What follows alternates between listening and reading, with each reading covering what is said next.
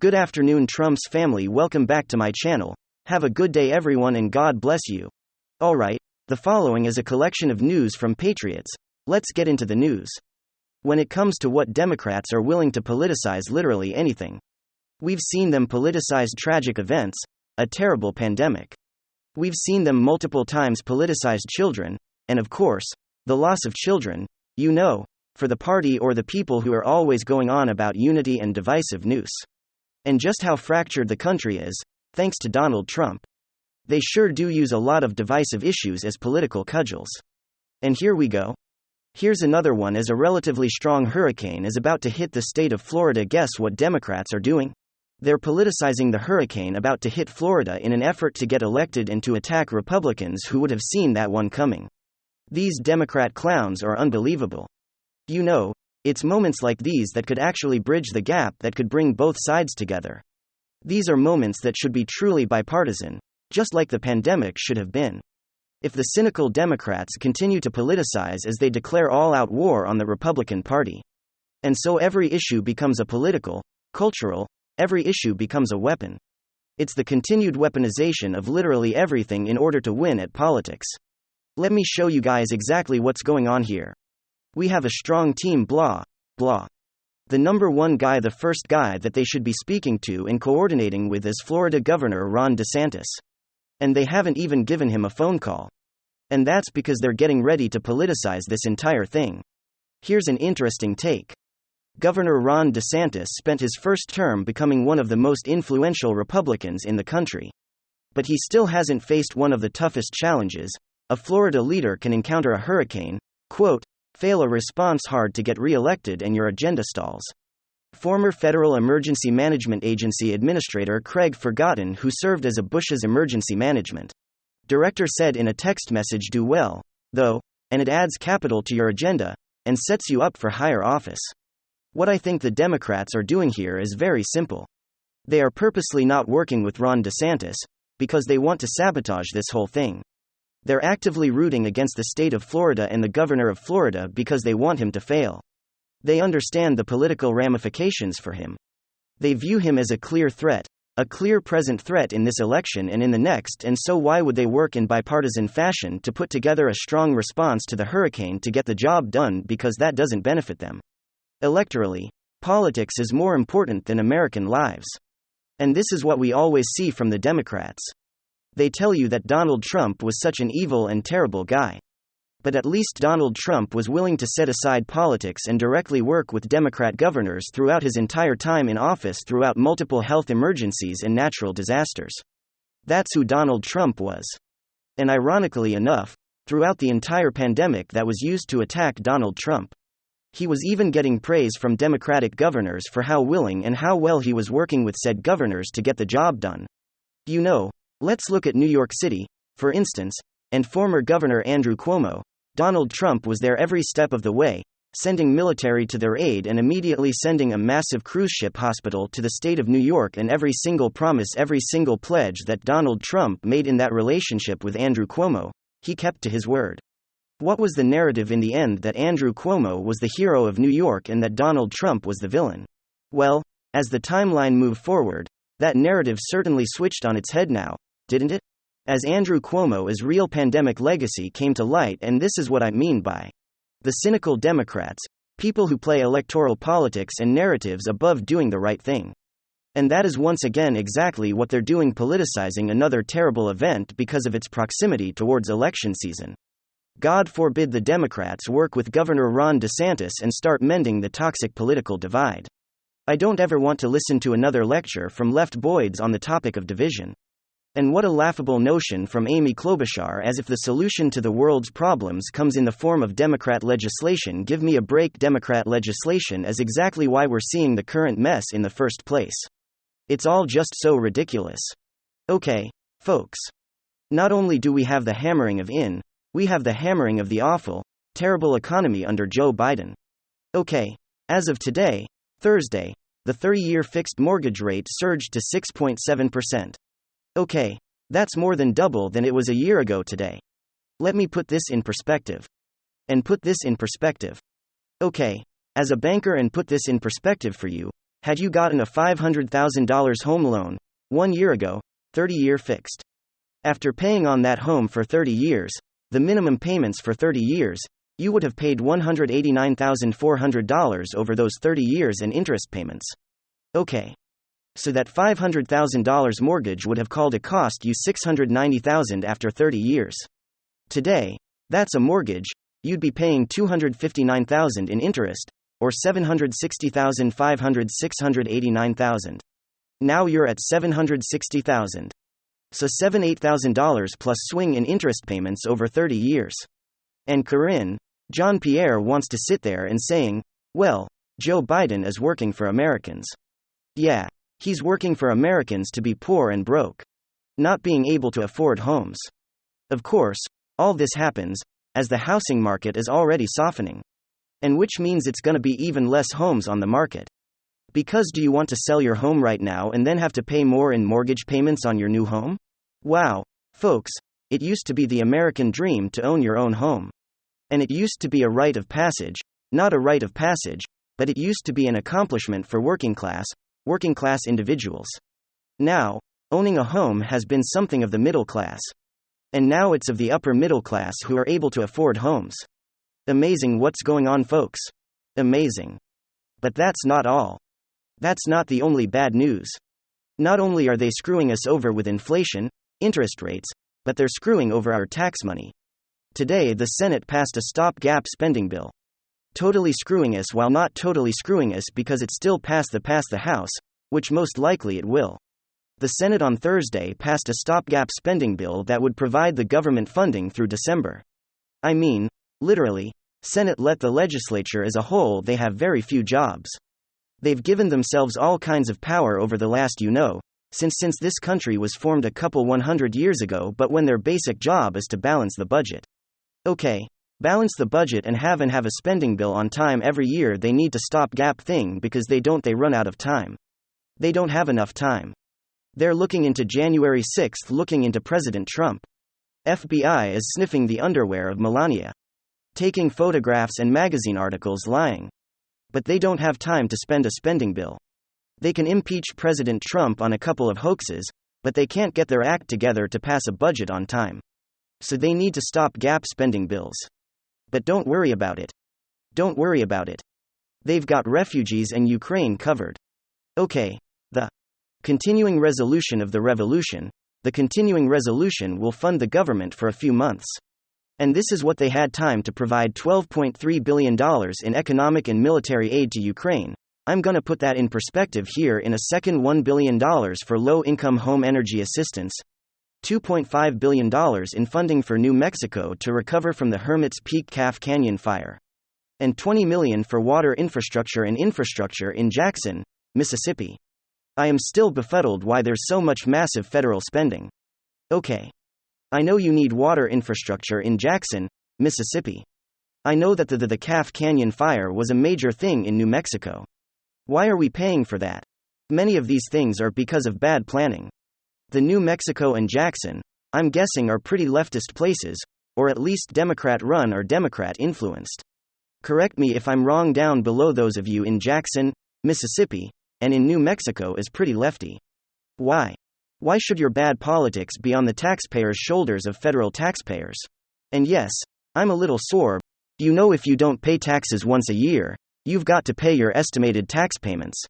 And that's money taken out of our business accounts over into to pay taxes. Why? To make up for the shortcomings of badly run Democrat places? And Ukraine. And let's not forget $3 billion for the State Department and facilitate Afghan resettlement. The FBI gets $52 million to vet those Afghan refugees. But we've got a porous border. Yeah. This one's very interesting to me. And a little alarming. I don't know, maybe it's just me. $35 million, who prepare and respond to potential and radiological incidents in Ukraine. We don't have is Ukraine part of United States? Why do we have to have all this money to prepare and respond to a potential radiological incident in Ukraine on the other side of the world? I don't know. Call me stupid. Chip Roy said that he's against it because it doesn't secure America's porous border, does not combat the fentanyl crisis, and contains many leftist provisions. But it's still expected to pass the House. Now let's put this in perspective. This new round of 12 million bill 12 billion 12.3 billion, and military gear now pushes the total transfer of money to Ukraine to the tune of $65 billion in 2022. The year is not over and the war didn't even start till February. And already we're at $65 billion. Let's put that in perspective. That is roughly equivalent to Russia's entire military budget for 2021. When I say entire military budget, I mean Russian soldiers' pay and housing, weapons training, everything. We have given Ukraine, a smaller country, roughly the same amount of money that Russia has spent on its entire Russian military last year. It's more than all military-related spending by the United Kingdom, and is twice as much as France spends each year. It is twice as large as the U.S. Army's underfunded and annual spending on the development and purchase of new weaponry. We spend more money on Ukraine than the development and purchase of new weaponry by the U.S. Army. Now, folks, this is just one big money laundering Ponzi scheme. This money does not gets over there, is not audited. You know, the military aid we already know. CBS reported on it and it took down their report that 25 to 30% of the arms actually reached the front lines, that 70% of graft thievery and red-handed taxes between us and when it gets to where it needs to go. And a lot of that money goes in the black market, the money gets laundered, and it finds itself back into the pockets of our US politicians. Okay. We've got some good news here. U.S. District Judge for the Eastern District of Texas ordered the FBI to produce the information it possesses related to Seth Rich's laptop, and they have it was signed today. It is further ordered that plaintiff's cross motion for summary judgment is granted in part and denied in part. It is further ordered that the government shall produce information it possesses related to the Seth Rich laptop and was responsive to plaintiff's FOIA requests within 14 days of this order. What is this about? This is about a FOIA lawsuit because the FBI keeps trying to hide information on Seth Rich. If you don't know who Seth Rich is, folks, this is the Democrat, the Bernie bro that gave his life literally to expose the DNC emails. It wasn't a Russian hack. It was an inside job from Bernie guy, Bernie bro. Bernie supporter, Seth Rich, who wanted to expose what the DNC was doing as they were crushing who should have been the legitimate winner of the 2016 primaries in the Democrat Party, and make no bones about it. Legitimately with no shenanigans. Bernie Sanders would have given Donald John Trump a run for his money in the 2016 elections. But the Democrats screwed him over. And Hillary got us was ascended. And Trump luckily crushed her. Don't believe the fact that she won the popular vote. That is not true. She didn't win the popular vote either. Okay, so we don't know information about Seth Rich's murder? Yeah. Suppose he was robbed. But they'd left his wallet and didn't take anything of value. Was an inside job to cover to kill him for what he did. Podesta's emails show that they talk about a leaker and how he should be made an example of. Look it up on WikiLeaks. And this, of course, this is all due to the great work of attorney Ty Clevenger, who is still trying to get government records regarding Seth Rich, and has been almost impossible. So the lawsuit says that they must respond within 14 days regarding the FOIA request information. In other words, tell the FBI to quit dodging, quit running out the clock, quit sandbagging, and release the documents they have on Seth Rich per the FOIA request. Good news there. By the way, there's why I called South Rachel in the most Democratic, I mean, a Democrat who is a patriot. There's pictures the guy actually wore red, white and blue and stars and stripes for 4th of July. Going Google pictures of Seth Rich, good-looking young guy, patriotic, would wear American things. Do you see any Democrats wearing starred stripes today? They hate America. Disgusting people they are. Trump has won a procedurally a case that is now being thrown out, a defamation case being thrown out by the appeals court. If you recall, back in 2019, Jean Carroll accused President Trump of sexual assault supposedly took place in the mid-90s in a dressing room in a department store. That's where she claims, okay, we take women's claims seriously and that we have them investigated. Of course, we believe in innocent until proven guilty. We make a claim. Let's look into it. Alright. So originally, she had said that she was sexually assaulted by Trump in the mid-90s. She was barred from suing him over sexual battery due to statute of limitation. So she decided to sue them for defamation because he said that she's a liar and it didn't happen. A federal court's appeal ruled that a lower court was wrong to allow Carroll to sue Trump for comments made during his presidency. So here's the Epoch Times Reporting the Federal Appeals Court of Manhattan handed former President Donald Trump a procedural victory in a defamation lawsuit, after famed columnist G.E. Jean Carroll claimed that Trump had raped her in the 1990s in a 2-1 decision on the 27th. The panel on the Second Circuit Court of Appeals ruled that a lower court erred when it ruled that Carroll could sue Trump for defamatory statements during his presidency, given that a federal law known as the Westfall Act shields government employees from liability and work-related incidents. So he was president of time, and the Westfall Act protects President Trump from liability. He was working and she was defaming him. Carroll, 78, sued Trump in 2019, claiming the Republican also differ in the mid-90s an adjusting room at the Bergdorf Goodman department store in Manhattan. Because alleges attack happened a decade ago, Carroll was originally barred from suing over sexual battery, pushing her to sue for defamation over allegedly disparaging comments Trump made about the allegation. By the way, in an interview in 2019, a reminder Trump denied the allegations and that she was totally lying. And then it never happened. And that's what she was suing over. And now, the defamation case by this crackpot is thrown out by the appeals court. So a procedural win for President Trump, seeing how he's getting hammered in New York by Ag. Lutetia, it's good that he's getting a win in the form of things being thrown out. But let me tell you how much the left hates President Trump. Occupy Democrats tweeted out a tweet. It showed a picture of Mar-a-Lago, which was not damaged by the hurricane. And it said, Hurricane Ian, and said, "Dear Ian, you had one job." In other words, these hateful, vile, disgusting, evil, wicked, violent leftists were lamenting that Hurricane Ian had caused no damage to, or little damage as far as I know, but no major damage to Mar-a-Lago. They took it down, but the tweet exists because once you put something on the internet, it's there forever. Wow. One job, they want to see Mar-a-Lago destroyed. It's not like he lives by himself. There's other people live there. It's a residence, it's a club. They would like to see other people suffer as well, just because they live on a Trump property. Alright, folks, want to end with one last story. Total nepotism. The State Department announced today a decision to appoint Monica Medina to serve as a diplomat for biodiversity and water resources. In other words, she's in charge of plants, animals, and water. But who is Monica Medina, who was appointed by Secretary of State Anthony Blinken? She is the wife of President Joe Biden's Chief of Staff Rauf Ron Klain. Secretary of State Antony Blinken appointed Monica Medina, the wife of Joe Biden's Chief of Staff Ron Klain, as a new special envoy for biodiversity and water resources. Can't make this stuff up, folks. But hey, President Trump put McConnell's wife in that says business as usual. But this is just another example of the in-your-face nepotism in any form and every form of fraud, graft, ripping off the American people.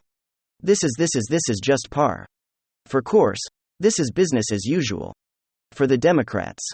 I can't wait till we take back the House, at least, and hopefully, I'm praying and working on the Senate as well. At least it'll slow down the madness until we can get the stable genius back in the Oval Office. Thanks for sticking around. Follow me daily. I will do my best to show you. There's a lot of information that shows what's going on. Remember